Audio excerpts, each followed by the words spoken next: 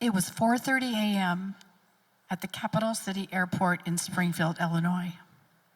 The gate area was beginning to fill up with close to 200 men and women, clad in green, yellow, red, and blue t-shirts and matching ball caps.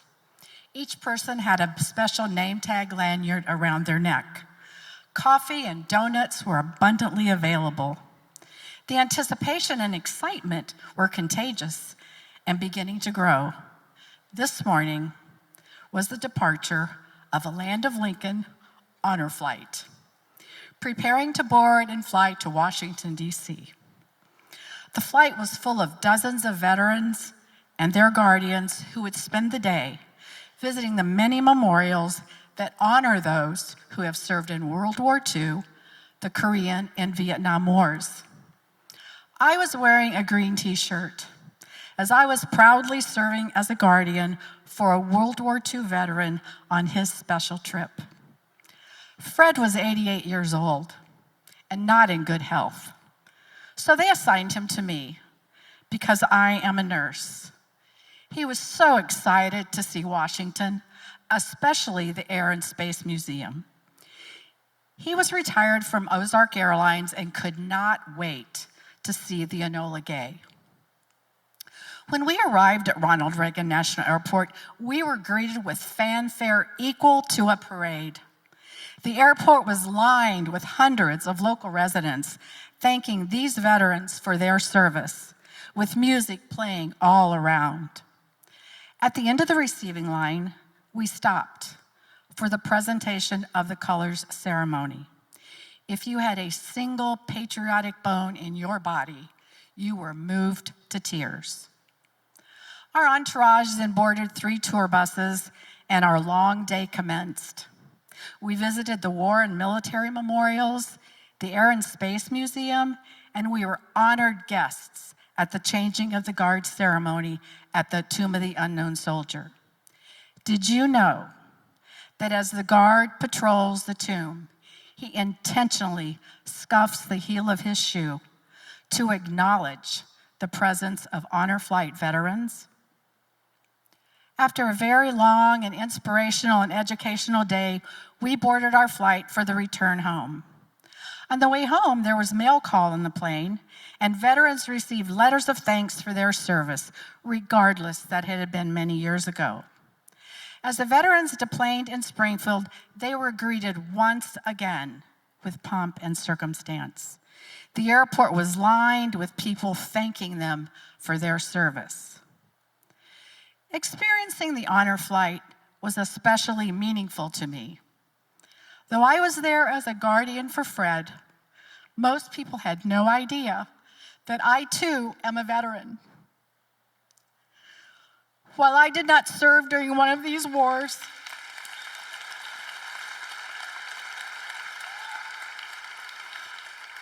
I served for 10 years as an officer in the United States Navy Reserve Nurse Corps. I served 1 weekend a month at the Navy Reserve Center in Decatur, and I trained 2 weeks every year so that if necessary, I would be prepared to serve in active duty as a Navy nurse. On these very special trips to Washington, I could also feel the appreciation and the pride of serving my country. People often ask me, what were you thinking joining the military in your 40s? Yes, I was 42 when I became a commissioned officer in the United States Navy Reserve Nurse Corps, and you might call me crazy. I had 2 colleagues who served in the reserves, and I became quite curious about what they were doing. So I looked into my options. My education and years of experience as an RN qualified me to serve as a commissioned officer. So for 10 years, I served my country in the Navy Reserves. I drove a Humvee in the mountains of Honduras on a medical mission trip, where the first rule of the road is yield to the vehicle of greater tonnage, and that was not my Humvee. I learned the proper way to wear a gas mask in the confidence chamber, and when exposed to tear gas, what happens when you are asked to remove your mask before exiting the room And when I got outside, my snot ran all the way to the ground. I recall learning to rappel, terrified of heights, and the instructor saying, "Ma'am, just hang your heels over the edge." I'm like, right. Well, I did. I managed to make it down that wall, and I went back up 2 more times and slid down the free-falling rope. As a nurse in the Navy, we function in what is called a fleet hospital, which is much like a MASH unit. Training for war conditions includes simulations, such as crawling through a jungle with a patient on a stretcher, running triage in a wartime ER, where anything that could go wrong does, such as failure in communication systems or inadequate supplies. I also attended training sessions such as the leadership course on Coronado Island, and I had the opportunity to work at the Navy Medical Center in San Diego. Now, who doesn't like to go to San Diego?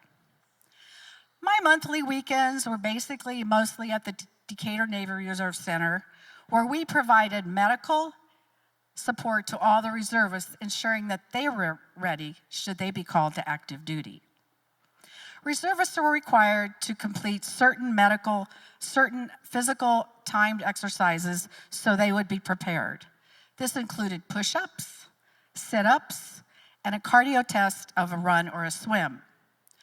I had started running in my 30s, and I found great pride outrunning those young reservists who had had way too much fun the night before. In my 50s, I was exposed to triathlons. It was exhilarating. At the age of 56, I competed in the Rodney Miller Triathlon, and I won my age group, and I was not the only one in my age group. And I am still going. Last summer, I did a triathlon at the ripe old age of 72.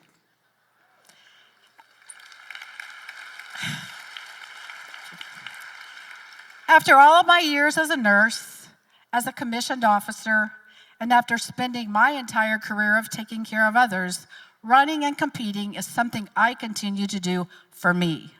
It is my time to get out of the house and get in my zone. You see, even though I am retired, I am still a full-time caregiver for my husband, who has many health issues. Some days I am Nurse Ratchet, and some days he tells me I hung the moon. One day he did ask me, "Do you do all these things to get away from me?" And I said, "No, I do these things because I can, and someday I may not be able to. So now is my time to keep learning and growing and doing all the things I've always loved to do." I've always had a love for music. I sang in grade school chorus, high school choirs, and church choirs, and I've enjoyed singing in the Greater Decatur Chorale. And I now get to perform with OPUS 24, and this just feeds my soul. I also played piano on and off, never practicing like I should. So I started lessons again after retirement, and now I do practice most every day. I volunteer playing at a local hospital, and last year I even did a stint playing at Von Mar. It was a little harder than I thought, but I so enjoyed it. I know one day I may not get to enjoy all the things as often, if and when my husband needs me more or my own health dictates it. So I am not ready to stop. I loved my nursing career. My greatest accomplishment was the opening of the Central Illinois Surgery Center. I think I may have been a little over my head when I took the position and to build this center from the ground up. But I discovered resources and people that helped me get an amazing center up and running. And I always remember what my husband said when I took on this endeavor. He said, "This is your chance to put all your passions and experiences into action. This is your moment to become self-actualized." And he was not wrong. I am so proud of my nursing career. It has been an honor to care for so many patients through the years. I'm grateful that my husband and I are soon to celebrate 54 years of marriage.